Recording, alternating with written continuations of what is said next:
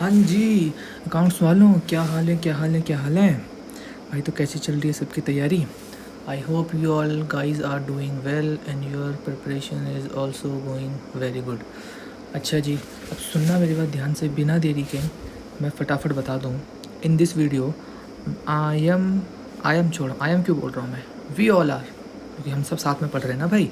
So we all are going to clear our concept of book number 2। देखो, ये जो lecture है, I think ये पार्ट नंबर 7 होगा, 8 होगा, आई डोंट नो। वीडियो में देख लेना, ठीक है, थंबनेल में देख लेना, टाइटल में देख लेना। मेरे अकॉर्डिंग ये 7 और 8 होगा ये। तो इससे पहले के जितने भी लेक्चर्स हैं, मैंने सारे के सारे डेडिकेटेड हैं वो सारे लेक्चर्स आपकी पार्ट बी बुक नंबर 3 के लिए। मतलब मैंने जितने भी आपके पॉसिबल क्वेश्चंस थे और जितने भी कॉन्सेप्ट थे सारे मैंने पार्ट बी के क्लियर करवा दिए। And in this video we are going to cover our remaining 60 marks part. हाँ जी, इजंट इट। 60 मार्क्स के हम क्लियर करेंगे। कैसे करेंगे? देखो, 60 मार्क्स आएगा पार्ट ए, पार्ट ए जो 60 मार्क्स आएगा उसमें देखो हैं दो तरीके से आपके पास क्वेश्चन आएंगे। मतलब दो बुक से आ सकते हैं, एक आएगा पार्टनरशिप से, एक आएगा कंपनी से। तो पार्टनरशिप तो भाई बाद में करेंगे, पहले बात करते हैं कंपनीज़ की। और मेरी बात ध्यान से सुनना, पार्टनरशिप जो है, पार्टनरशिप फंड वाली बुक इकलौती ऐसी बुक है जो क्लास 12 के बच्चों को समझ में आ जाती है। मेरे अकॉर्डिंग समझ में उन्हें जल्दी आ जाती है। बट अगर हम बात करें बुक नंबर 2 और 3 की, यानी कंपनीज अकाउंट्स, वही शेयर डिवेंचर वाली, और तीसरा कैश फ्लो वाली बुक, इसको समझने में बच्चे को तकलीफ़ होती है, यानी प्रॉब्लम फेस करनी होती है, क्योंकि वो कॉन्सेप्ट नहीं पकड़ पाता। क्यों नहीं पकड़ पाता? सुनो, पार्टनरशिप जो आपकी बुक है उसमें कहीं ऐसा नहीं लिख रखा है, पार्टनरशिप में जो लॉ है वो लॉ में ऐसा नहीं लिख रखा है, क्योंकि आपको पता होगा लॉ और अकाउंट्स एक साथ चलते हैं। जो लॉ बोलता है अकाउंट्स में आपको वो फॉलो करना पड़ता है, ठीक है। तो पार्टनरशिप में कहीं ऐसा नहीं लिख रखा है कि आपको पार्टनरशिप लॉ को, जो इंडियन पार्टनरशिप एक्ट 1932 है, वो आपको completely as it is follow करना है, ऐसा कहीं नहीं लिख रखा है। But in case of companies में आपको कंपनीज़ एक्ट 2013 को एज इट इज़ कंप्लाई करना पड़ता है। मतलब जो बोला करना है। वो मीम सुना है ना, भाई ने बोला करने का तो करने का, तो वही बात है। कंपनीज अकाउंट्स में कंपनीज एक्ट ने जो बोल दिया करने का तो करने का, बात ख़त्म। चाहे तब वो बोल रहा है गलत हो या सही हो, फॉलो करना है, ठीक है जी। अब सुनो, पहले फटाफट से डिस्कस कर लेते हैं कंपनीज अकाउंट्स का पैटर्न, पेपर पैटर्न क्या होता है। तो सुनो, पेपर ये रहा आपका कि आपके जो 1 मार्कर MCQ आते हैं वो आएंगे 5 क्वेश्चन, तो 5 मार्क्स हो गए, ठीक है सर, समझ में आया। अगला 3 मार्क्स का इकलौता एक क्वेश्चन आएगा, तो 3 मार्क्स ये हो गए, ठीक है सर। 4 मार्क्स का इकलौता एक क्वेश्चन आएगा, तो 4 मार्क्स ये भी हो गए। 6 मार्क्स के 2 क्वेश्चन आएंगे, तो 6 + 6 12 मार्क्स के आपके ये हो गए। तो इन्हें ऐड करो, 5, 8, 4 और 12, 12 4 16 और 3 19 और 5 24। आपका जो कंपनी अकाउंट से पेपर आएगा वो आएगा 24 मार्क्स का। सर कितना आएगा? 24 मार्क्स का। भाई समझ में आई बात? कितने का आएगा? 24 मार्क्स का आपके पास आएगा, ठीक है। चलिए,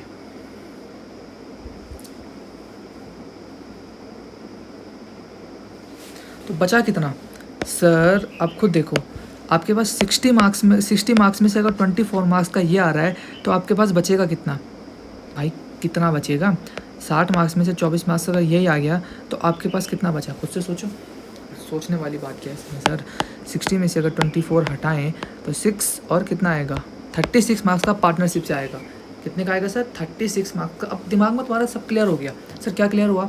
सर 20 मार्क्स का बुक नंबर 3 आएगा, 24 मार्क्स का बुक नंबर दूसरे से आएगा, यानी बुक नंबर 2, और बुक नंबर 1 पार्टनरशिप से 36 मार्क्स का आएगा, ठीक है सर। क्लियर हो गई बात? चलो जी, अब शुरू करते हैं कि क्वेश्चन जो है वो कैसे आ सकते हैं। तो जो 5 मार्क्स के आपके पास 5 MCQ आएंगे वो तो कॉन्सेप्ट से आएंगे, जो आपने कॉन्सेप्ट पढ़ रखा है उसमें, चाहे वो अमाउंट पूछ ले आपसे MCQ में, या आपसे कोई एंट्री पूछ ले, या कोई पूछ ले कि भाई डेबिट क्या होगा या क्रेडिट क्या होगा, ये पूछ सकता है वो, हाँ या ना, ये हो सकता है ना भाई। चलो ठीक है। 3 मार्क्स वाले में इकलौता क्वेश्चन है, उसमें क्या पूछेगा सर वो? सर वो हो सकता है शेयर्स से एक अदर देन कैश वाली एंट्री पूछ ले, या वो हो सकता है डिबेंचर से कोई नॉर्मल जनरल एंट्री पूछ ले, बिल्कुल हो सकता है। अच्छा, और जो 4 मार्कर का इकलौता क्वेश्चन एक आएगा उसमें सर वो 99% चांस में शेयर्स से ही क्वेश्चन पूछेगा, और शेयर से जो क्वेश्चन पूछेगा वो शेयर कैपिटल वाला। शेयर कैपिटल वाला कैसे होगा, क्या होगा, सब बताऊंगा, बट पहले समझो।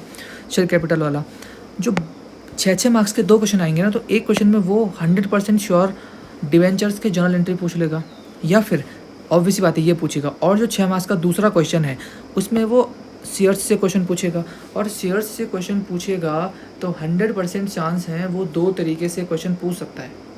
एक तो वो शेयर्स का फुल फ्लेज क्वेश्चन पूछ लेगा, सब कुछ शेयर्स के जितने कॉन्सेप्ट आप पढ़ोगे इशू ऑफ शेयर्स से, उसके वो एक जर्नल एंट्री पूछ लेगा, ठीक है सर। या फिर और में हो सकता है, और में आ जाए वो, और में आपसे 4 feature and re issue of share की जर्नल एंट्री पूछ लेगा। क्या पूछ लेगा? Journal entry. तो आप देख रहे होंगे कि मैक्स टू मैक्स अगर आप क्या करो, अगर आप इस 4 वाले क्वेश्चन को 24 मार्क्स में से हटा दो तो कितना बचता है? देखो लिखा भी है 20 बचेगा, ठीक है। और इस 5 मार्कर एमसीक्यू में से अगर 2 मार्क्स हटा दो तो बचे कितने सर? 18। तो भाई 24 में से वो 18 मार्क्स की तो आपसे सिर्फ जनरल एंट्री ही पूछ रहा है, जनरल एंट्री ही पूछेगा। तो इसका मतलब क्या होता है सर? इसका मतलब ये हुआ सर कि हमको इस चैप्टर में, चैप्टर छोड़ो, इस बुक में अगर अच्छे मार्क्स लेकर आने हैं इस बुक से, तो हमको अपनी जनरल एंट्री स्ट्रॉन्ग करनी पड़ेगी। और जनरल एंट्री स्ट्रॉन्ग मुझे लगता है तुम्हें आएगी सर, आएगी ही आएगी। क्यों आएगी? 11th में अगर तुमने अच्छे से जनरल एंट्री का कॉन्सेप्ट पढ़ रखा है, then you will be able to concept, you will be able to understand the concept of general entry, ठीक है जी। तो ये होती है बात, ठीक। अभी फटाफट से मैं सैम्पल पेपर का दिखाऊं तो उसमें मैं बता देता हूँ कि पार्ट ए में सैम्पल पेपर में क्वेश्चन कैसे आ रखे हैं। तो ये देखो, एक ये आ रखा है, इसमें भी इसने अमाउंट निकलवा दी, एमसीक्यू है ना, इसमें भी उसने अमाउंट निकलवा दी, इसमें भी उसने अमाउंट निकलवा दी। और फिर आएगा 3 मार्क्स का क्वेश्चन, 3 मार्कर क्वेश्चन। अच्छा उससे पहले ये रहा, हाँ ठीक है, ये एमसीक्यू या हाइपोथेटिकल सिचुएशन है। यहाँ पे उसने केस हिस्ट्री दे दी, केस हिस्ट्री तो क्या क्वेश्चन दे दिया, और यहाँ पे उसने क्वेश्चन दे दिया कि भाई बताओ क्या आंसर होंगे। अच्छा जी, और ये देखो 3 मार्क्स का इकलौता क्वेश्चन आ रखा, उसने जर्नल एंट्री किसकी पूछी? डिवेंचर की। तो कहा था ना मैंने, ये तो डिवेंचर की या शेयर्स की अदर देन कैश में। अच्छा 4 मार्कर क्वेश्चन, देखो भाई शेयर कैपिटल देगा वो, ऐसा क्वेश्चन आता है और ऐसा ही आता है, कुछ बहुत अलग नहीं आ जाएगा। अच्छा फिर 6 मार्क्स का एक क्वेश्चन, इसमें देखो उसने जर्नल एंट्री पूछ ली किसकी? सर उसने पूरा शेयर्स का कॉन्सेप्ट ही पूछ लिया, अदर देन कैश वाला भी, ये देखो ये कैश वाला भी, अदर देन कैश वाला भी, साथ ही साथ शेयर कैपिटल का लेजर अकाउंट भी बनाओ, सिक्योरिटीज़ प्रीमियम अकाउंट का आपको, मतलब उसका भी सिक्योरिटीज़ प्रीमियम का भी आपको लेजर अकाउंट बनाना है। और इकलौता एक और क्वेश्चन आएगा, 6 मार्क्स के 2 आते हैं ना, तो एक तो मैंने बता दिया और एक ये देखो इसमें भी आपको एंट्री पास करनी है और इसमें भी आपको एंट्री पास करनी है। समझ में आया? हालांकि जो आपके पास शेयर्स वाला क्वेश्चन आएगा, जैसे ये दोनों हैं, दोनों और में आएंगे। क्या आएंगे? और में आएंगे। चलो जी, तो ये करते हैं हम कॉन्सेप्ट। तो ये आपका पूरा समझ में आ गया कि पेपर कैसे आता है, क्या क्वेश्चन होते हैं, कैसे। अब शुरू करते हैं। तो देखो जो आपकी बुक नंबर 2 है उसमें आपका जो कॉर्पोरेट अकाउंट्स है, कंपनी अकाउंट्स नहीं बोलते हैं उसे, हालांकि वो लिखा होता है बुक में कंपनी अकाउंट्स पे तुम बोल लो, बट एक अच्छी टेक्निकल लैंग्वेज में उसे बोलते हैं कॉर्पोरेट अकाउंट्स। क्या बोलते हैं? Corporate accounts. इसमें आपके पास 2 चैप्टर हैं। How many chapters you have? Sir shares and debentures, shares and debentures. हम शुरू करेंगे शेयर्स के साथ। इसके साथ शेयर्स के साथ, ठीक है जी। शुरू करने से पहले बता दूं, इस बुक में 1 पेजर नोट बनाना नेक्स्ट टू इम्पॉसिबल, कुछ ना कुछ कंटेंट छूट जाता है, इसीलिए मैंने इसके 1 पेजर नोट नहीं बना रखे। हम इस वीडियो लेक्चर में ही जैसे जैसे चैप्टर को आगे पढ़ेंगे हम कॉन्सेप्ट लिखते चलेंगे, एकदम अच्छे से एग्जाम्पल के साथ समझते हुए चलेंगे, एकदम अच्छे तरीके से, ठीक है। तो तुम्हें क्या करना है, इसको यहाँ से मैंने स्टार्ट कर दिया। अभी तक मैंने थोड़ा बेसिक बताया ना, एकदम ओवरव्यू दिया, फ्रेमवर्क बताया। अब मैंने स्टार्ट कर दिया, तो आपको कॉपी लेनी है, आपको यहाँ पे अपने नोट्स बनाने शुरू करने हैं, ठीक है जी। चलो, हालांकि ये पूरा PDF जो है ये मैं टेलीग्राम ग्रुप में शेयर कर दूंगा, बट स्टिल आपको तो भाई खुद से रिवाइज़ करना है ना, खुद से पढ़ना। तो यहाँ से चलो, क्योंकि मैं बता दूँ पहले ही, स्टूडेंट के हैंड रिटन नोट्स में जादू होता है, उससे बच्चे को अच्छे से रिटेन रहता है, समझ में आता है, ठीक है भाई। तो इशू ऑफ शेयर्स हम शुरू करते हैं। अब समझना इशू ऑफ शेयर्स होता क्या है। अच्छा मैं एक बात और क्लियर कर दूँ, पहले जो बेसिक चीज़ें क्लियर कर दूँ। ये चैप्टर काफ़ी बड़ा है, तो हो सकता है कि इस चैप्टर को अगर मैं एक वीडियो में क्लियर करना चाहूँ तो भाई मुझे मैक्स टू मैक्स इसमें 2.5 से 3 घंटे भी लग सकते हैं अच्छे से करवाने में। बट उतनी लंबी वीडियो तुम एक सिटिंग में देख नहीं पाओगे, मुझे पता है, क्योंकि इतनी कैपेसिटी 12th वाले बच्चों की तो नहीं होती है कि वो 3-4 घंटे तक नोट्स बनाए भी और करते भी रहे। और स्पेशली अकाउंट्स में तो मुझे पता है, क्योंकि मैंने भी अपने टाइम करा है, तो इसलिए मुझे पता है, ठीक है। हाँ, जो कर सकता है अच्छी बात है, जो नहीं कर सकता है उसके लिए मेरे को सोल्यूशन क्या है कि मैं इस वीडियो का जो पूरा कॉन्सेप्ट है, यानी इस वीडियो में पूरे के पूरे चैप्टर के कॉन्सेप्ट तो ऑब्वियसली बात है क्लियर नहीं करूँगा, मैं धीरे धीरे करके करूँगा। मैक्स टू मैक्स मुझे लगता है इस इकलौते चैप्टर के 3 या 4 पार्ट आ सकते हैं और 1 से 2 पार्ट इसके क्वेश्चंस के भी आएंगे। तो भाई ये आपका पूरी अकाउंटिंग सीरीज़ का काफ़ी बड़ा चैप्टर होने वाला है। बट हमें क्या मतलब, चाहे बड़ा हो छोटा, हमें तो करना है ना भाई। चलो जी, अब देखो, सुनना ध्यान से। आप मान के चलो ये आपकी कंपनी है एक, ये है ए लिमिटेड। क्या है? ए लिमिटेड कंपनी है। इसमें 4 मेंबर हैं, 1 2 3 4। इनका इंडिया में अच्छा खासा बिजनेस चल रहा है। क्या बोला मैंने? इंडिया में इनका अच्छा खासा बिजनेस चल रहा है and they want to expand their business all over the world. देखो ये क्या सोच रहे हैं कि भाई we want to expand our business all over the world, हम पूरी दुनिया भर में अपने बिजनेस को बढ़ाना चाहते हैं। तो खुद बताओ इनको किस रिसोर्सेज की सबसे ज़्यादा ज़रूरत पड़ने वाली है? सर वो है कैपिटल। क्या है? Capital requirement. तो किस चीज़ की प्रॉब्लम आएगी इनके लिए? सर कैपिटल रिक्वायरमेंट की प्रॉब्लम आएगी। अब ऑब्वियस सी बात है, आपको पता होगा प्रॉब्लम के साथ साथ सोल्यूशन भी आता है।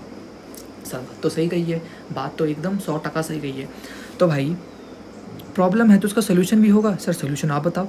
सोल्यूशन ये है भाई, वैसे तो बहुत सोल्यूशन है but for your CBSE syllabus ये 3 सोल्यूशन है। सबसे पहले, अब ऑब्वियसली बात है, कंपनी को क्या चाहिए भाई? पैसा चाहिए। कहाँ से उठाएगी पैसा? सबसे पहले सर बैंक लोन ले लेगी। हाँ जी। दूसरा पब्लिक लोन ले लेगी, मतलब बैंक से नहीं, लोगों से उठा ले पैसा। और तीसरा पब्लिक को ओनर बना देगी। भाई ये 3 है बेसिक कंपनी के लिए सोल्यूशंस। अब थोड़ा इसको समझते हैं। तो यहीं से आपका बेस बनेगा। ये देखो, अगर कंपनी बैंक से लोन लेती है, मैंने क्या बोला? कंपनी अगर बैंक से लोन लेती है तो उसके बदले कंपनी को क्या देना पड़ेगा? इंटरेस्ट देना पड़ेगा। और इंटरेस्ट किसको देगी? सर बैंक को देगी। हाँ जी। तो बैंक लोन क्या हो गया? NCL, नॉन करंट लाइबिलिटी हो गया। हाँ जी। इंटरेस्ट क्या हो गया उसके लिए, कंपनी के लिए? Sir current liability. ठीक है जी। तो ये तो बैंक लोन है। अगला जो आपका, अगर कंपनी चाहे तो पब्लिक लोन ले ले। पब्लिक लोन का मतलब होता है डिवेंचर्स। आपका अगला चैप्टर वही है। क्या है अगला चैप्टर? डिवेंचर ही। तो कंपनी डिवेंचर ले ले। डिवेंचर क्या तरीके से लोन है, तो नॉन करंट लाइबिलिटी है वो भी। अच्छा, इसके बदले कंपनी क्या देगी? इंटरेस्ट देगी। क्या देगी? इंटरेस्ट। बट सर बात आती है बैंक लोन में तो बैंक को मिल रहा है इंटरेस्ट, डिवेंचर के केस में किसको मिलेगा इंटरेस्ट?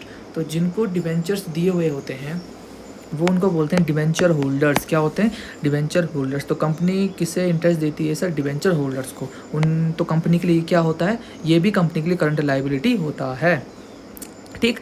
तो डिवेंचर वाला मैं इतना ही बता रहा हूँ क्योंकि अगला चैप्टर जो अगला लेक्चर में लेकर आऊँगा, मतलब शेयर्स खत्म करने के बाद जो डिवेंचर में हम कूदेंगे तो मैं पूरा डिवेंचर वहाँ पे बताऊँगा। ठीक। और जो मैंने तीसरा, ये जो मैंने ब्लू लाइन के अंदर पैक कर रखा है, हमारे लिए पूरा चैप्टर इसी में टिका हुआ है। पब्लिक को ओनर बना देना मतलब होता है शेयर्स इशू करना। क्या होता है? शेयर्स को इशू करना। अब खुद सोचो, शेयर्स इशू करेगी कंपनी तो उसके बदले कंपनी क्या देगी? सर डिविडेंड देगी। सर डिविडेंड मिलेगा किसको? शेयर्स वालों को मिलेगा। जिनके पास शेयर्स होते हैं उन्हें बोलते हैं शेयर होल्डर्स, तो उनको मिलता है डिविडेंड। कंपनी के लिए ये इक्विटी होता है, लाइबिलिटी नहीं होता। ये नॉन करंट लाइबिलिटी नहीं होता है। शेयर्स एक तरीके से कंपनी के लिए इक्विटी होता है। इक्विटी का मतलब अगर तुम समझ पाओ तो कंपनी की भाषा में, यानी ना लैंग्वेज ऑफ कंपनी, जो कैपिटल होती है ना, तुमने कैपिटल पढ़ी होगी, पार्टनरशिप में पढ़ी है, 11th में पढ़ी है। कैपिटल को एक काफ़ी डिजाइनर इंग्लिश का नाम दे दिया जाता है कंपनीज़ के लिए, वो होता है इक्विटी। क्या होता है? इक्विटी। तो शेयर्स इक्विटी का पार्ट होते हैं, इक्विटी ही होता है एक तरीके से वो। अच्छा, और इसके बदले कंपनी क्या देती है? डिविडेंड देती है। चलो, तो डिविडेंड कंपनी के लिए करंट लाइबिलिटी होता है, वो कंपनी को ईच एंड एवरी ईयर देना होता है। ठीक है भाई। तो यहाँ से आपका जो कॉन्सेप्ट है वो शेयर्स का बनता है। समझ में आई बात? अब शुरू करते हैं यहाँ से। समझ में आ गई बात? शेयर्स कैसे होते हैं। अब मैं पहले बता दूं कि हाउ मेनी टॉपिक्स और कौन कौन से टॉपिक्स इसमें हम कवर करने वाले हैं। ठीक है भाई। तो यहाँ पे देखते चलना, हम जो इसके अंदर टॉपिक्स, मतलब इस चैप्टर में जो आपके पास टॉपिक्स आएंगे वो लिख लो। क्योंकि होता क्या है ना, जो बड़े चैप्टर्स होते हैं ना, उनमें अगर आप पहले से सोच के चलो कि हमको ये पढ़ना है, ये पढ़ना है, ये है, ये है, ये है, तो ना हमारा माइंड रेडी हो जाता है पढ़ने के लिए। तो देखो, सबसे पहले हम पढ़ेंगे बेसिक्स, क्योंकि कंपनीज अकाउंट्स है, बेसिक तो पढ़ना पड़ेगा भाई। कंपनी क्या होती है, कैसे बनती है, कितने मेंबर्स होते हैं, शेयर्स कितने तरीके के होते हैं, बैलेंस शीट का तो प्रेजेंटेशन क्या होता है, बट बैलेंस शीट मैंने बता रखी है, बट फिर भी बताना तो पड़ेगा, बेसिक्स है। उसके बाद हम पढ़ेंगे इशू ऑफ शेयर्स। क्या पढ़ेंगे हम? Issue of shares. और यहाँ पे हम पढ़ेंगे इशू ऑफ शेयर फॉर, अच्छा, इशू ऑफ शेयर जो हम पढ़ेंगे वो हम पढ़ेंगे दो तरीके से। एक होता है एट पार और एक होता है एट प्रीमियम। बस टॉपिक लिखते जाओ, बाकी ज़्यादा दिमाग में जोर मत डालना कि सर क्या होता है कैसे होता है, सब समझ में आएगा। इशू ऑफ शेयर हो गया। फिर अगला हम पढ़ेंगे इशू ऑफ शेयर्स में ही, इशू ऑफ शेयर्स यहाँ पे आएगा फॉर कैश, फॉर कैश। अच्छा, चौथा हम पढ़ेंगे issue of shares for consideration other than cash, other than cash. ठीक, उसके अलावा और क्या पढ़ेंगे हम? सर हम और पढ़ेंगे, एक कॉन्सेप्ट आएगा हमारा इसमें, calls in arrear and calls in advance. इसमें इंटरेस्ट भी लगता है, पहले बता दूं, इसमें इंटरेस्ट भी लगता है। किस में सर? एडवांस में और अरियर में, बट वो आपके लिए एप्लीकेबल नहीं, तो मैं यहाँ पे लिख भी नहीं रहा हूँ। अगला हम पढ़ेंगे subscription, subscription of shares, subscription of shares. Seventh हमारा जो टॉपिक होगा ऑलमोस्ट वो हमारा लास्ट होगा, वो होगा sir four feature and re issue of shares. बस ये हम 7 टॉपिक करेंगे एंड हमारा चैप्टर ख़त्म हो जाएगा। ठीक है भाई, समझ में आ गई बात? तो शुरू करते हैं।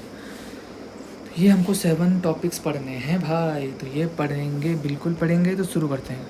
टॉपिक नंबर 1, सुनते जाना ध्यान से, सेंटर में लिखते हैं इसको। चलो सेंटर में छोड़ो, यहाँ पे लाइन तो मैंने खींच रखी है, तो यहाँ पे लाइन में लिख लेते हैं। आपका है बेसिक,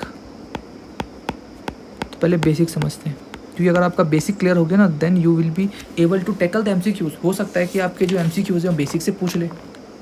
ठीक है, तो सबसे पहले जो अगर मैं आप लोगों को बताऊं तो वो क्या बताना चाहूँगा भाई, मुझे ये बताओ। सबसे पहले हम पढ़ रहे हैं कंपनी, तो भाई कंपनी क्या होती है? What is company? कंपनी क्या होती है सर? कंपनी क्या होती है? कंपनी होती है एक वॉल्यूंटरी एसोसिएशन ऑफ पर्सन। क्या बोला मैंने sir? Voluntary association of a person, voluntary association of a persons, आगे persons formed by process of law. Obviously बात है, लॉ से बनती है भाई, लॉ से बनती है ना। फॉर कैरिंग ऑन, या मैं लिखता हूँ फॉर कैरिंग सम बिजनेस। ठीक है सर, किसी भी बिजनेस को करने के लिए जब लोग आपस में एक एसोसिएशन बनाते हैं, मतलब एक फर्म बनाते हैं, कंपनी बनाते हैं, या सिंपल सी बात है, सुनो क्या होता है। मैंने बोला कंपनी क्या होगी, ये एक आर्टिफिशियल पर्सन है। सुनते जाओ, नोट्स में मैं क्या लिख रहा हूँ यहाँ पे, आर्टिफिशियल पर्सन है ये। आर्टिफिशियल पर्सन मतलब लॉ की हेल्प से, कानून ने बना रखा है, हमने नहीं बना रखा। ठीक है, जिसकी और हैविंग सेपरेट एंटिटी, मतलब कंपनी अलग है, कंपनी के डायरेक्टर, जितने भी लोग हैं कंपनी के डायरेक्टर, मैनेजर, सब वो सब अलग होते हैं। मतलब company is not equal to its member. Company अलग है, कंपनी का नाम अलग है, कंपनी की पहचान अलग है, उसकी एंटिटी सेपरेट एंटिटी होती है। ठीक है, और जो उसके मेंबर्स हैं वो अलग होते हैं।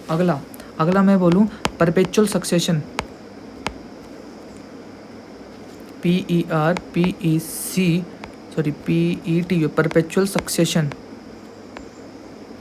Perpetual succession. इसका ये मतलब होता है कि भाई कंपनी का एक मेंबर मर गया अगर, तो इसका ये मतलब नहीं है कि कंपनी बंद हो जाएगी। भाई नहीं, ऐसा नहीं होता सर, ये तो गलत बात है। ठीक, कोई और आएगा उसके बदले, लेकिन कंपनी बंद नहीं होगी।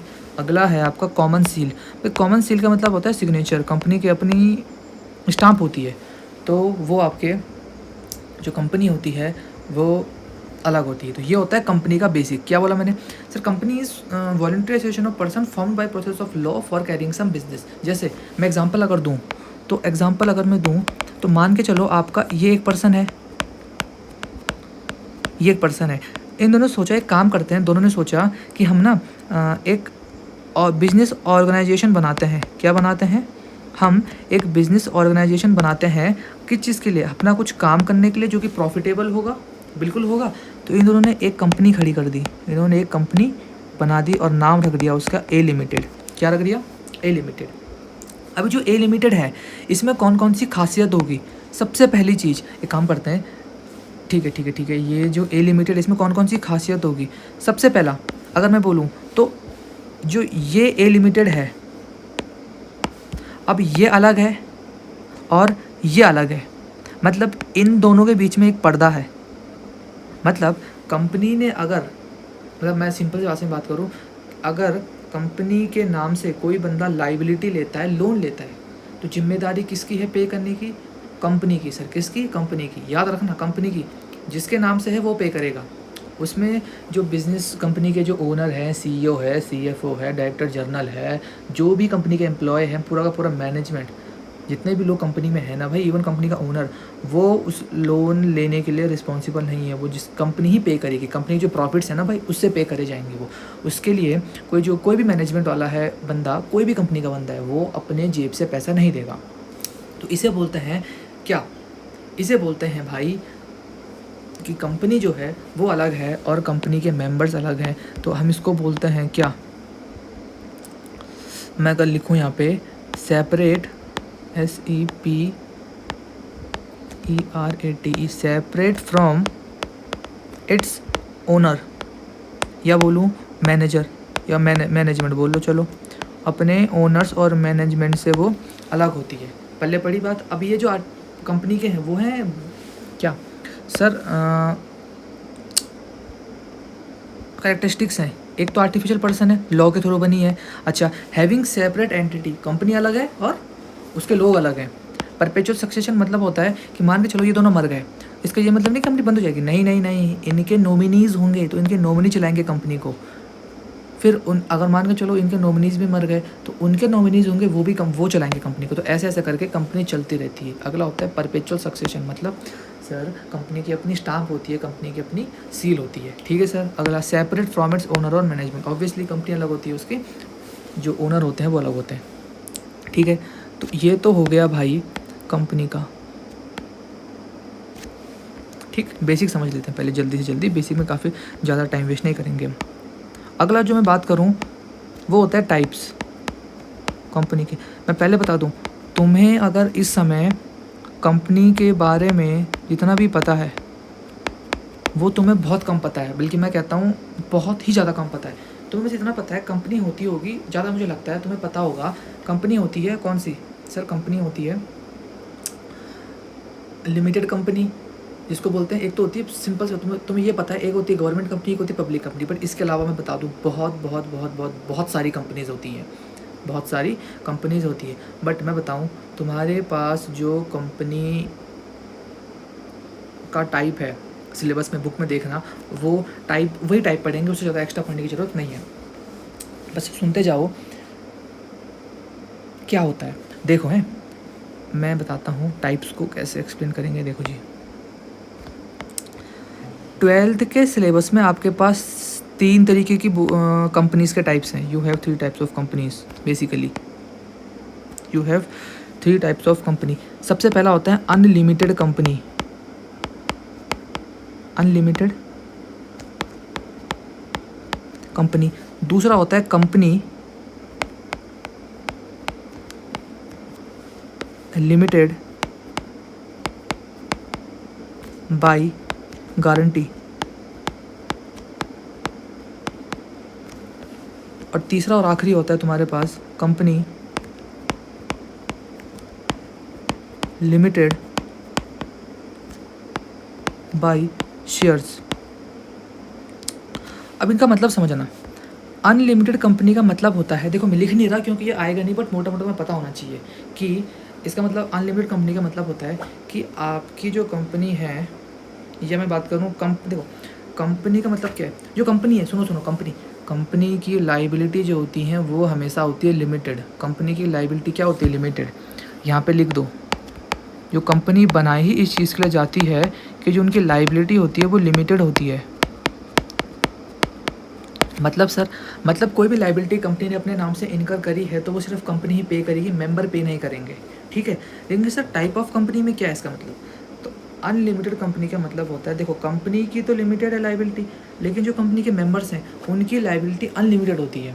कंपनी की लाइबिलिटी अनलिमिटेड होती है, मतलब अगर मैं बोलूँ, सुनना ध्यान से, कि it means when a company suffers any loss, okay, और व्हेन कंपनीज प्रॉपर्टी और we can say companies assets are not sufficient to pay off its debt, company के जो डेट हैं यानी जो लाइबिलिटी है, अगर उन्हें पे करने के लिए कंपनी के पास प्रॉपर एसेट्स नहीं है, रिसोर्सेज नहीं है, तो जो कंपनी के मेंबर्स हैं उनसे पैसा मांगा जा सकता है, वो होती है अनलिमिटेड कंपनी, ठीक है। इंडिया में ये नहीं है एप्लीकेबल, मैं सिंपल से बता दूं, इंडिया में ये नहीं है, इंडिया में ये नहीं होती है अनलिमिटेड कंपनी। अगला होता है दूसरा, ये तो हो गया पहला, ये तो डन हो गया। अगला होता है कंपनी लिमिटेड बाय गारंटी। भाई इसका मतलब क्या होता है पता है, इसका मतलब भी सेम वही है कि जो कंपनी है उसकी लाइबिलिटी तो लिमिटेड है, लेकिन मेंबर की लाइबिलिटी, इसमें मेंबर की लाइबिलिटी भी लिमिटेड होती है, क्योंकि लिखा है ना company limited by guarantee, but इसमें जो कंपनी का मेंबर होता है वो ये बोलता है कि जब कंपनी के एसेट्स सफिशिएंट नहीं है उसकी लाइबिलिटी को पे करने के लिए, ठीक है, तो वो गारंटी देते हैं कि भाई फलाना अमाउंट, ये मान के चलो कोई भी अमाउंट है वो मैं दूंगा। जैसे यहाँ पे अगर मैं एग्जांपल दूं कि कंपनी का शेयर होल्डर है, उसने बोला, जैसे मान के चलो है कि कंपनी, अगर मैं बात करूँ कंपनी के जो एसेट हैं वो हैं मान लो 10 लाख रुपीज़ के, कितने के हैं 10 लाख के, लेकिन जो कंपनी की लाइबिलिटी है कंपनी की 25 लाख रुपीज़ की, तो ऑब्वियसली बात है एसेट कम है और कंपनी है कंपनी लिमिटेड बाय गारंटी। तो यहाँ पे क्या होता है, ऑब्वियसली 25 लाख में से 10 लाख रुपए तो यहाँ से लाइबिलिटी यहाँ से ख़त्म हो जाएगी, बचे कितने भाई, बचे कितने 15 लाख रुपए। अभी जो 15 लाख रुपीज़ है ना, ये कौन देगा, तो इसके लिए जो कंपनी के मेंबर्स होते हैं,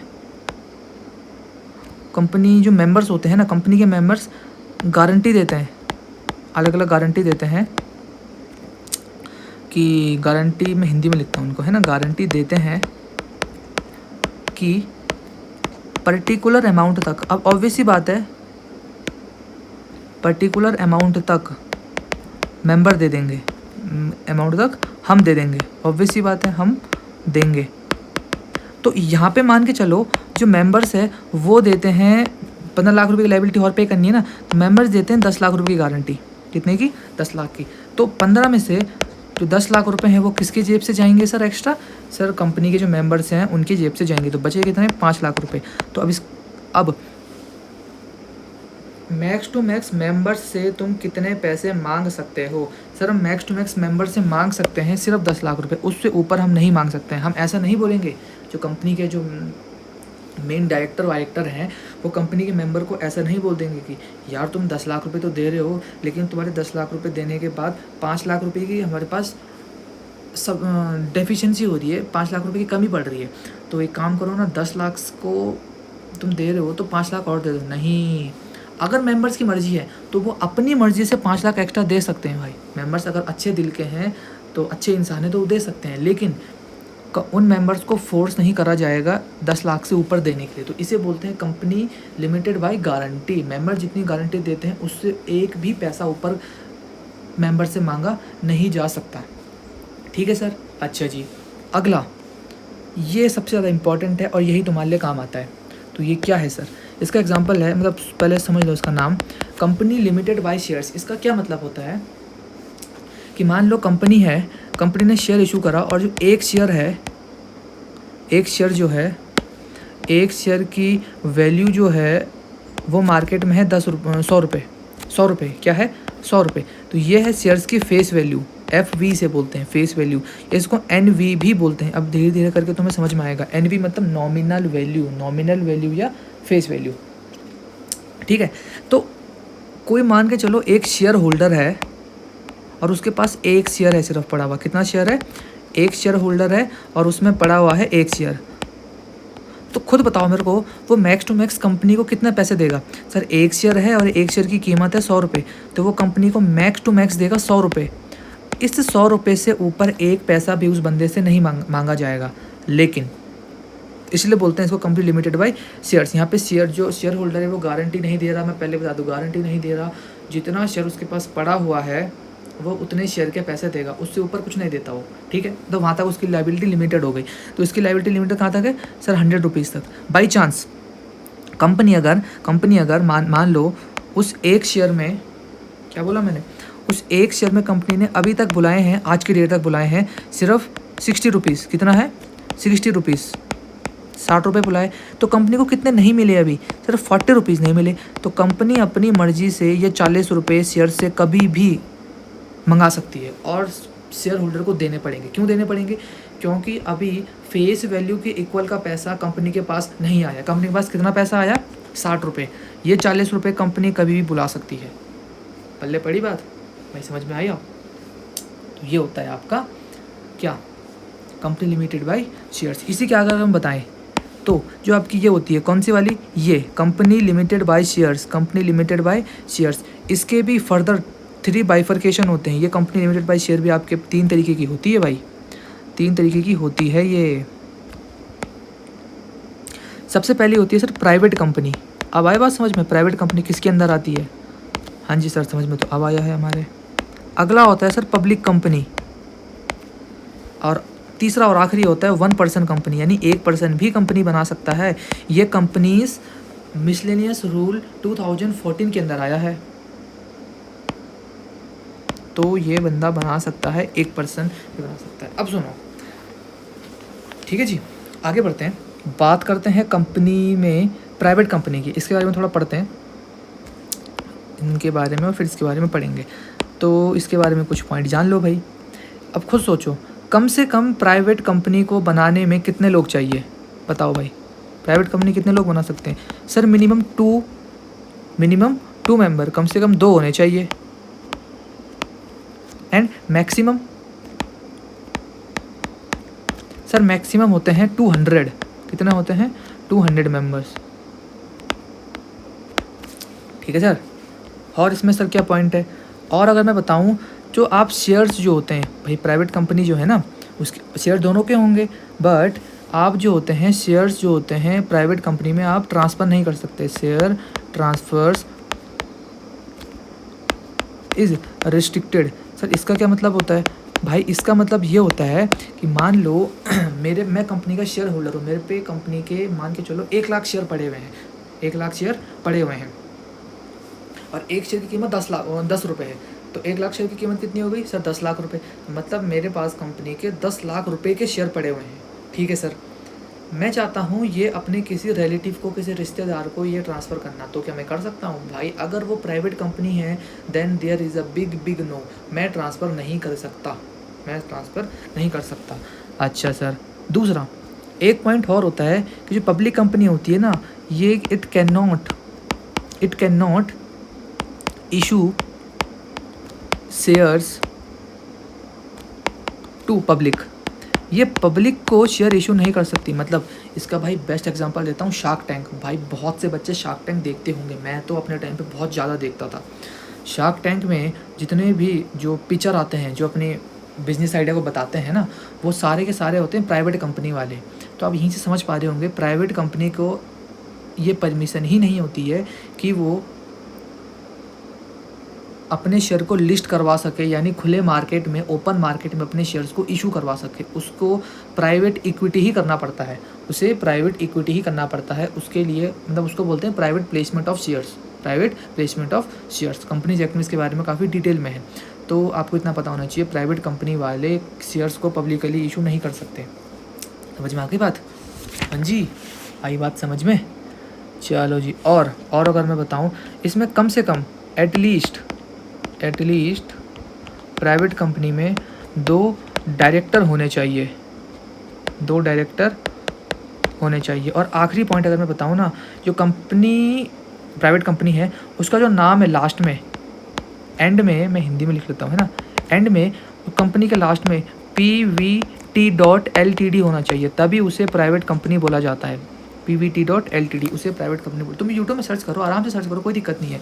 यूट्यूब में करो, गूगल में करो, तुम्हें ये सब जो मैंने बताया सब दिखेगा। जिसके लास्ट में PVT.LTD है वो आपका प्राइवेट कंपनी होती है। बात करते हैं हम किसकी, बात करते हैं पब्लिक कंपनी की, बात करते हैं पब्लिक कंपनी की। तो भाई पब्लिक कंपनी में सबसे पहले मिनिमम और मैक्सिमम का होगा रोल। सर मिनिमम इसके लिए चाहिए 7 मेंबर्स। देखो कहने को तो पब्लिक प्राइवेट इन सब कंपनियों में तुम्हें बहुत डिटेल पढ़ने को मिल सकती है, बट जितना तुम्हारे लिए 12th के लिए रेलिवेंट है पता होना चाहिए। देखो आएगा कि नहीं आएगा, ऑब्वियसली बात है नहीं आते इनके क्वेश्चन, बट सिलेबस में तो सारा कवर करके जाना है, छोड़ना कुछ नहीं है। सबसे पहली बात बता दूँ, selective study is a big blunder. तुम्हें कभी भी सिलेक्टिव स्टडी करके नहीं जाना चाहिए। पैटर्न समझो, हाँ अकॉर्डिंग टू पैटर्न पढ़ो।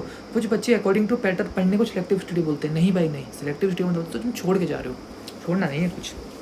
अच्छा और मैक्स होता है आपका नो लिमिट। पब्लिक में तुम कितना भी आ सकते हो भाई, कोई दिक्कत नहीं होती है, ठीक है सर। अगला और अगला, इनमें मैं देखो मैं इसको लिखूंगा नहीं, मैं इन दोनों में टिक मारूंगा। टिक का मतलब क्या है सर, ये वाला प्राइवेट में शेयर ट्रांसफ़र रिस्ट्रिक्टेड है, इसमें शेयर ट्रांसफ़र रिस्ट्रिक्टेड नहीं है, मतलब मैं चाहूँ तो अपने किसी भी रिश्तेदार को किसी भी टाइम शेयर्स ट्रांसफ़र कर सकता हूँ। अगला can not issue shares to public, ये प्राइवेट में होता है, बट पब्लिक में भाई तुम रेस्ट्रिक्शंस नहीं है, तुम इशू कर सकते हो, तुम इशू कर सकते हो, ठीक है सर। तो पूरा नहीं लिख रहा हूँ। और इसमें एटलीस्ट आपके 3 डायरेक्टर्स होने चाहिए, कम से कम 3 डायरेक्टर्स। तो मैक्स टू मैक्स तो भाई कितना रख लो तुम्हारी मर्जी है, बट आपको क्या करना है, 3 डायरेक्टर्स होंगे। और इसका जो एंड है, इसके जो एंड में वर्ल्ड LTD डॉट यानी लिमिटेड होना चाहिए। आप समझ में आया डिफरेंस चला पता? अगर PVT.LTD है मतलब प्राइवेट लिमिटेड है तो प्राइवेट कंपनी है, पब्लिक कंपनी के केस में वो LTD होना चाहिए लास्ट में, ठीक है। चलो आगे बात करते हैं हम OPC की। तो भाई 1 पर्सन कंपनी, इसको शॉर्ट में क्या बोलते हैं, 1 पर्सन कंपनी। तो ऑब्वियसली बात है इसमें कितने होने चाहिए। देखो इसमें मिनिमम मैक्सिमम का रोल नहीं है, क्यों? क्योंकि इसमें तो 1 पर्सन होगा ना, तो जब जिसमें 1 होता है उसमें तो मिनिमम मैक्सिमम का कोई बात ही नहीं आती, ठीक है। चलो जी, किताब की अगर मैं बात करूँ 1 पर्सन होगा, क्या होगा, 1 पर्सन तो बना सकता है, बट वो होना चाहिए नेचुरल पर्सन। मतलब कोई नेचुरल पर्सन ही किसी आर्टिफिशियल पर्सन को बना सकता है। मतलब हम लोग नेचुरल है ना भाई, हम ही किसी आर्टिफिशियल पर्सन को बना सकते हैं, मतलब हम ही किसी कंपनी को बना सकते हैं। समझ में आई बात? प्लस कंडीशन क्या है, तो मैं यहाँ पे पॉइंट छोड़ के, अरे यार, तो मैं यहाँ पे ना एक काम करता हूँ, पॉइंट को हटा के मैं यहाँ पे प्लस लिखता हूँ कि क्या क्या इसमें होना चाहिए। बंदा जो है, जो कंपनी बनाएगा OPC, वो इंडियन सिटीजन होना चाहिए सबसे पहली बात, उसके पास इंडिया की सिटीजनशिप होनी चाहिए, प्लस उसके पास इंडियन रेजिडेंशिप भी होनी चाहिए, वो इंडिया का ही पार्ट होना चाहिए, इंडियन रेजिडेंट होना चाहिए। इंडियन रेजिडेंट का मतलब होता है कि वो इंडिया में रहेगा कम से कम कितना, 182 डेज। तो मैं लिख दूँ यहाँ पे नॉट लेस देन 182 डेज। वो 182 डेज नहीं होना चाहिए, इंडिया में वो होना चाहिए, ठीक है। और अगर मैं और डीपली बताऊं तो सर 182 डेज कब की बात कर रहे हो आप, ये आपका होगा कब का सर, इमीडिएटली प्रीसीडिंग मतलब पिछला, जिस समय तुम बना रहे हो ना उसके तुम पिछले one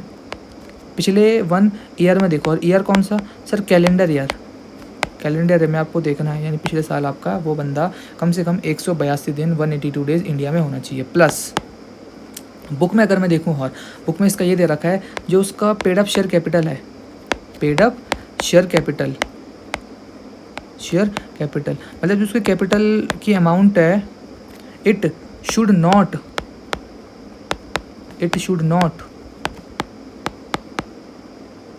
exceed 50 lakh rupees.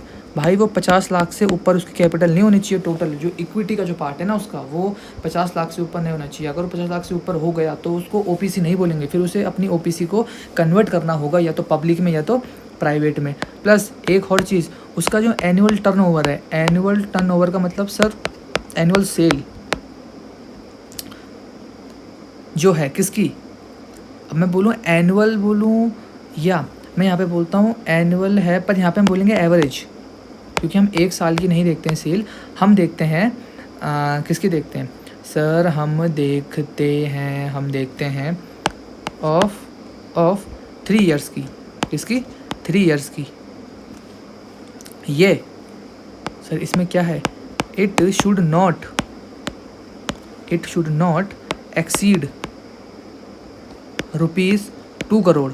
2 crore से ऊपर जो है इसकी पिछले 3 साल का टर्नओवर नहीं होना चाहिए, तभी उसे ओपीसी बना सकते हैं। और ऑब्वियस बात है, कोई पहली बार बना रहा है तो ना तो उसकी paid up share capital 50 lakh से ऊपर जाएगी और ना ही उसका पिछले 3 साल तो देख नहीं सकते हम।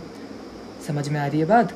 जैसे मान के चलो मेरी कंपनी है ओपीसी, तो मैंने जब सबसे पहली बार बनाई, तो ऑब्वियस बात, जब सबसे पहली बार कोई कंपनी बनाता है कोई सिंगल इंसान, तो ये वाली कंडीशन तो अपने आप ही वो सेटिस्फाई नहीं कर पाता है, क्योंकि इतना 50 लाख रुपए से कौन कंपनी खोलेगा इतनी बड़ी।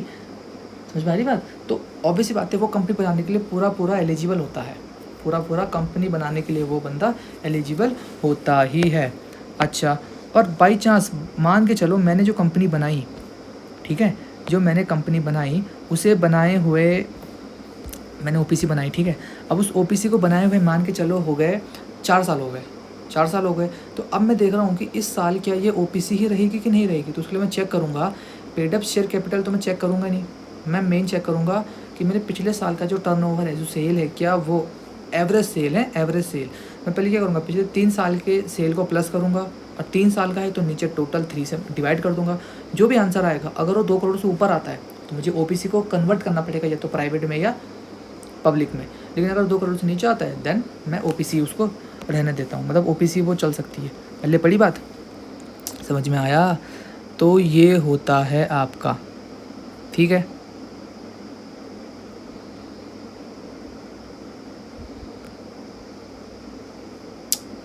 समझ में आ गई बात? ठीक है। अभी मैं एक इसमें ओपीसी में ही एक आपको एक पॉइंट और बताता हूँ। ये आपका रिलेटेड है कन्वर्जन से रिलेटेड, एक पॉइंट है, ये कन्वर्जन से रिलेटेड है। किसका? ओपीसी का ही है। सुनना है मैं क्या बोल रहा हूँ। N OPC can not be, देखो अगर तो ये जो लिमिटेड है, मतलब अगर ये जो कंडीशन है, ये तो अगर सेटिस्फाई, मतलब ये कंडीशन कंपनी सेटिस्फाई करती है, मतलब 50 लाख से ऊपर उसकी कैपिटल चली गई, या पिछले 3 साल का एवरेज एनुअल टर्नओवर 2 करोड़ को एक्सीड कर गया, तो कंपनी, तब तो भाई ऑब्वियसली बात है कंपनी को क्या करना पड़ेगा, ओपीसी से हटना पड़ेगा, या तो प्राइवेट में या पब्लिक में। लेकिन मैं बोलता हूँ कन्वर्जन में, अगर मैं पूछूँ क्या ओपीसी अपनी मर्जी से, अपनी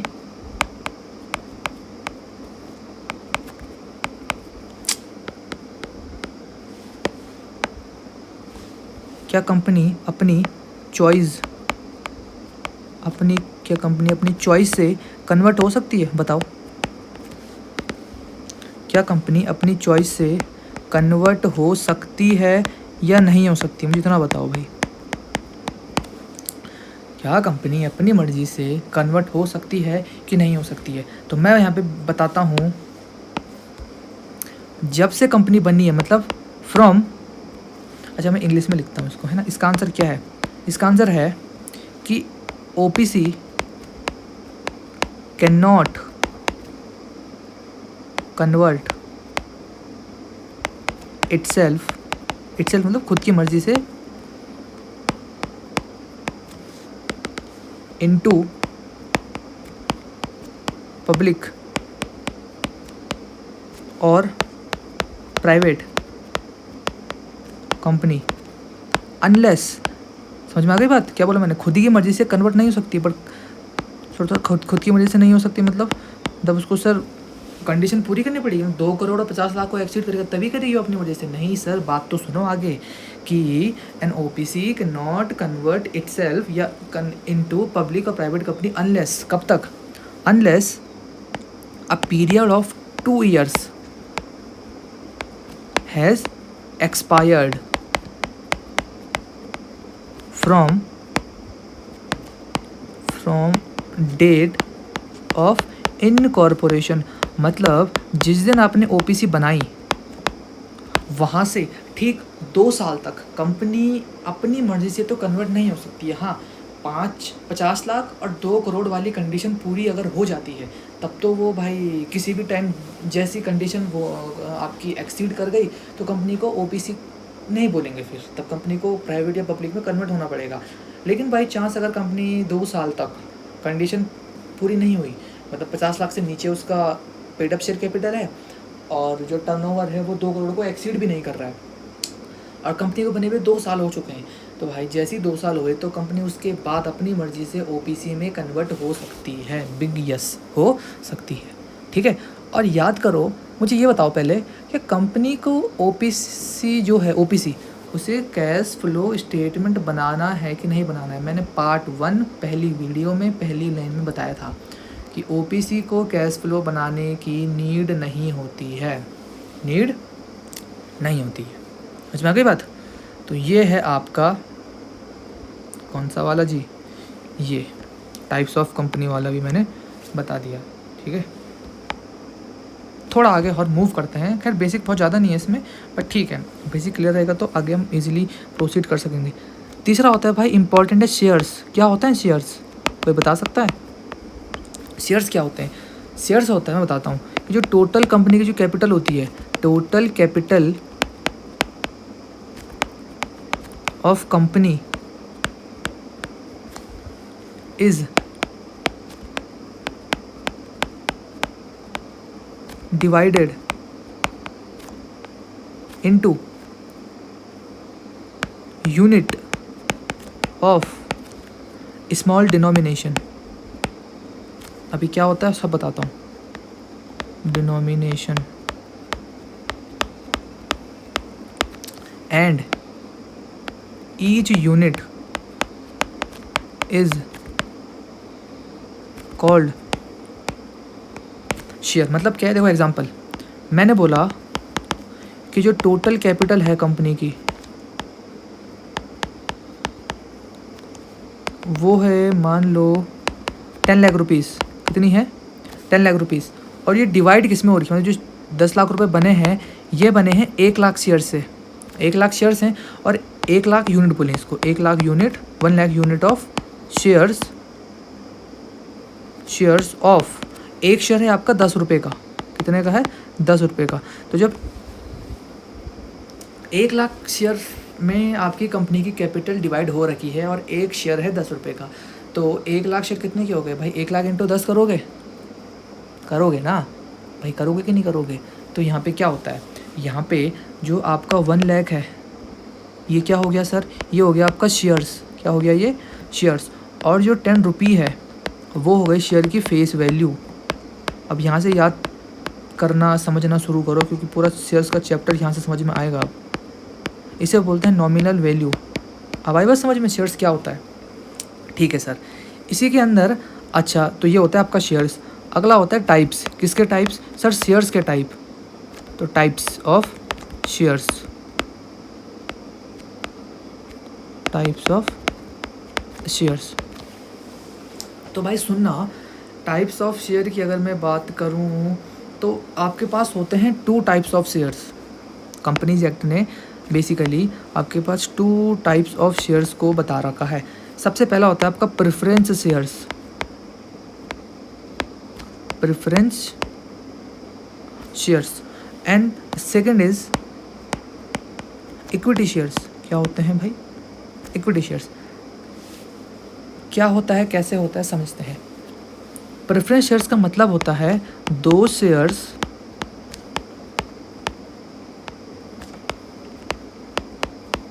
which have 2 rights, which have 2 rights. कौन से होते हैं वो 2 राइट्स? सबसे पहला होता है right to receive fixed dividend, and अगला होता है in case of wound up, in case of wound up right to return of capital. मतलब क्या होता है सर? सुनो, देखो प्रेफरेंस शेयर वो शेयर होते हैं जिनमें 2 राइट दिए जाते हैं। सबसे पहले right to receive fixed dividend, मतलब जिन लोगों के पास, अब सुनो, जब कंपनी को शेयर्स देती हैं, अब कैसे देती है बता दूँ अभी, पहले थोड़ा बेसिक समझ लेते हैं, है ना। बेसिक मतलब थ्योरी समझ लेते हैं पहले। तो भाई जब कंपनी किसी भी शेयर होल्डर्स को शेयर्स देती हैं तो वो 2 तरीके के शेयर्स देती है, या तो इक्विटी या तो प्रेफरेंस। वो कंपनी की मर्जी है कौन सी देगी। अगर वो दे रही है प्रेफरेंस शेयर्स तो उनमें प्रेफरेंस होता है, मतलब नाम से क्लियर है, कुछ ना कुछ मैं बोलूँ प्रिविलेज, कुछ ना कुछ राइट मिलते हैं, राइट मतलब कुछ ना कुछ अधिकार मिलते हैं। सबसे पहले क्या मिलते हैं, देखो मैं तुम्हें एक बात बता दूँ, तुम समझोगे कैसे इनको। देखो 10 कंपनी के शेयर होल्डर हैं, 5 के पास है प्रेफरेंस शेयर, 5 के पास है इक्विटी शेयर्स। तो कंपनी किनको ऊपर मानेगी, मतलब किनको बड़ा मानेगी, किनको छोटा मानेगी। मेन बात तो ये आती है, वैल्यू से नहीं होता ये, मैं पहले बता दूँगा, वैल्यू से नहीं होता। कितने शेयर किसके पास हैं, एक शेयर कितने वैल्यू का है, उससे कुछ नहीं होता। मेन होता है प्रेफरेंस शेयर्स और इक्विटी शेयर्स से। जिन लोगों के पास प्रेफरेंस शेयर्स या कंपनी उन्हें ऊपर मानती है, सबसे ऊपर कंपनी की जो प्रायोरिटी होती है वो होती है प्रेफरेंस शेयर्स। सबसे पहले कौन होती है, प्रेफरेंस शेयर्स, उसके बाद होते हैं इक्विटी शेयर्स। ठीक है भाई, तो मैं क्या बोल रहा हूँ, अगर कंपनी मान लो कंपनी को अगर कम प्रॉफिट हुआ है तो ऑब्वियस ही बात है कंपनी डिविडेंड कम देगी, भाई कम देगी ना। तो बात ये आती है कंपनी डिविडेंड सबसे पहले बांटेगी किसको, प्रेफरेंस वालों को कि इक्विटी वालों को। कंपनी बांटेगी प्रेफरेंस वालों को, क्योंकि उनका जो राइट होता है वो लिखा है मैंने, right to receive fix dividend. जितना dividend share preference share holders को मिलना चाहिए, प्रेफरेंस शेयर वालों को मिलना चाहिए, कंपनी कुछ ना कुछ करके उतना पैसा उन्हें देती है। इक्विटी को ना मिले कोई बात नहीं, क्योंकि इक्विटी शेयर होल्डर के पास ये राइट नहीं होता है। ठीक है, दूसरा राइट है in case of wound up, right to return of capital. मतलब क्या होता है, वाउंड अप का मतलब होता है जब कंपनी बंद होने वाली होती है। इसका एक वर्ड होता है, तुमने सुना होगा, पार्टनरशिप में तुम क्या सुनते हो सर, पार्टनरशिप जब बंद होती है हम बोलते हैं डिसोल्यूशन। हाँ जी बिल्कुल, कंपनी जब बंद होती है तो उसे बोलते हैं या तो वाउंड अप या उसे बोलते हैं लिक्विडेशन। क्या बोलते हैं, लिक्विडेशन या वाउंडिंग अप। तो जब कंपनी बंद होने वाली होती है तो ऑब्वियस ही बात है जितनी भी कंपनी की लायबिलिटी होती है कंपनी सब पे करती है। पहले तो सबसे पहले कंपनी पे करती है अपनी आउटसाइड लायबिलिटी। क्या पे करती है, बोलो भाई बोलो, आउटसाइड लायबिलिटी। उसके बाद कंपनी पे करती है अपने प्रेफरेंस शेयर्स वालों को, उसके बाद पे करती है इक्विटी वालों को। अगर कुछ बच गया तब मिलता है इक्विटी वालों को, वरना इक्विटी वालों को वो भी नहीं मिलता है।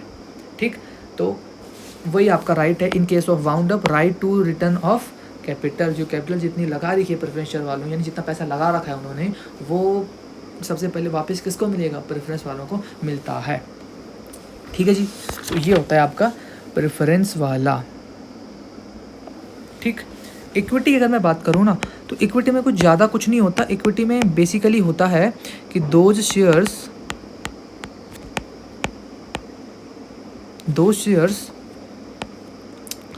which are paid dividend only when, कब मिलेगा उन्हें डिविडेंड, सर जब प्रॉफिट बचे होंगे तभी तो मिलेगा। Yes, only when profit are left, ये होता है इसमें। और इसमें तुम हॉल लिखो, विद नो फिक्स रेट। इनके पास कोई फिक्स रेट नहीं होता भाई, इनके पास कुछ नहीं होता, इनके पास फिक्स रेट नहीं होता है। इनको मिलता भी इतना, इनको मिलता है नहीं मिलता कुछ ऐसा ज़रूरी नहीं है। ठीक है, तो इनको बेसिकली नहीं मिलता है। पल्ले पड़ गई बात। और कुछ और चीज़ें बता रहा हूँ इंपॉर्टेंट, जो तुम्हें पता होनी चाहिए। एक तो भाई ये इनका मीनिंग।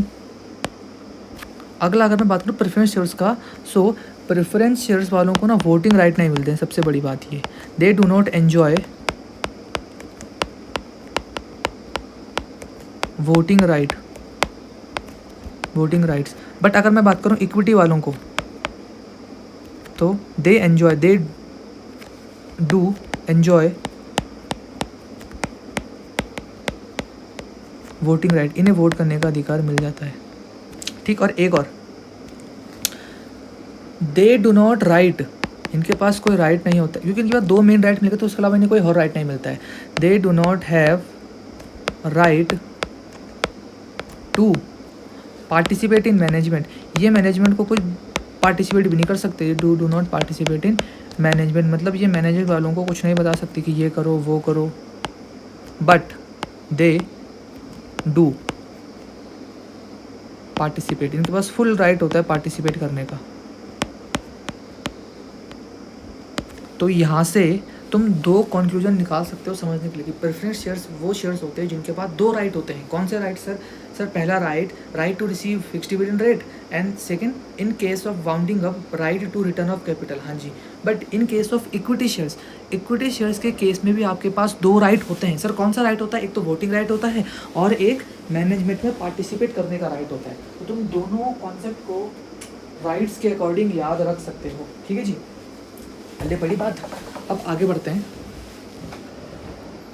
आगे बात करते हैं, यहाँ से हम आगे बात करते हैं टाइप्स की। किसकी?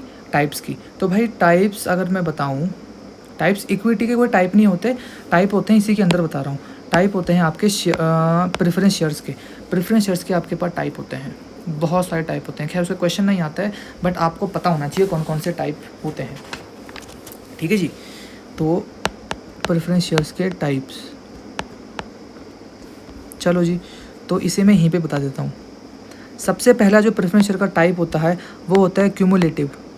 और तुम ना याद करते जाए ना, मैं खैर इसको इतना डिटेल में एक्सप्लेन नहीं करूँगा क्योंकि आता नहीं है ऐसे कुछ क्वेश्चन, बट आपको पता होना चाहिए। पहला होता है क्यूमुलेटिव, अगला होता है नॉन क्यूमुलेटिव।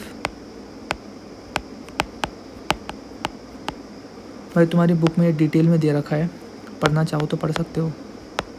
अगला होता है पार्टिसिपेटिंग, फिर अगला होता है नॉन पार्टिसिपेटिंग। बस मैं इनको सिर्फ यहाँ पे नाम के लिए लिख रहा हूँ कि आपको पता होना चाहिए, हालांकि इससे कुछ क्वेश्चन कभी आता नहीं है। ठीक है भाई। अगला आपका होता है रिडीमेबल, अगला होता है नॉन रिडीमेबल, नॉन रिडीमेबल। ठीक है जी, फिर अगला होता है आपका कन्वर्टेबल, अगला होता है नॉन कन्वर्टेबल।